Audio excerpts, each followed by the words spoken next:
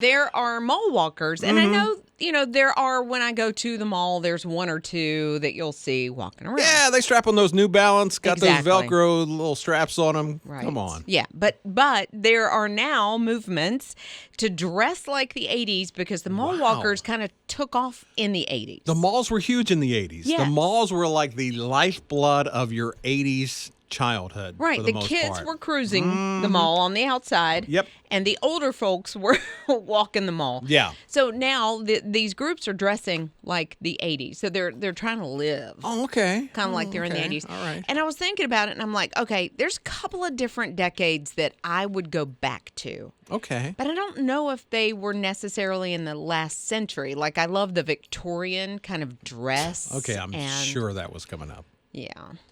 So, yeah. Where would you go? Probably, I think about like the Wild West, but then I'm like, there was not a big like life expectancy during that time period. Cholera? So I think, recently I've been watching and reading a lot of Agatha Christie. So I'm thinking 1930s. Because that was what they set these Hercule Poirot movies in the 1930s. So that's maybe where I would want to go back. Okay. Jake, where would you go? I would go to the 80s and the 90s because they got some of the best movies, music, and vibes. You're welcome. Yeah, thank you. You're welcome, buddy. Yeah. You know what? I am down with that. I can see where that would be. Yeah, you ran so I could walk. Right? Exactly. Thank you. And Scott, I don't know. I don't think I could figure out where Scott would want to go. I think a decade to live in, start to finish again, would be the 90s. That was a great stretch for me. Okay. But I love the 80s. I'm an 80s kid, so there's bits of the 80s that I like too.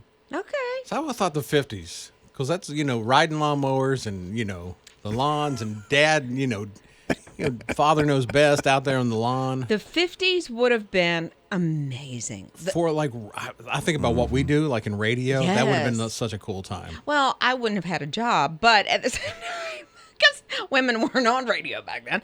But the 50s, the sock hops. Yes. I would have been totally. I worked at a station. We did sock ops even. Did you? Yeah, first radio station I ever worked at. And every Saturday night we had sock ops. Didn't the Twist come out in the 50s? Yeah. Chubby Checker. Yeah. So, okay, 50s. Maybe I'm changing my answer. So I started out Victorian, and then I'm thinking, nah, let's go to the 50s. I don't think I could get through, in the 1700s, but whenever Victorian was. 1700s. Is that right, Victorian? Or is it more 18? I think it was more 1800s, I believe. Okay. So. All right. See, I don't even know what decade, so I wouldn't know what to turn the DeLorean to. Mercedes. Mercedes said... From a DeLorean to a Mercedes. I know, exactly. I like that. Okay. I like it. She texted. She said, I would like to go to the 50s for the sock hops. I think so, too. That would be so much fun, like with the bobby socks and the little Mary Jane shoes and the poodle skirt and Let's go to the hop. All right. Everybody. Cindy? Mm-mm. Bell bottoms.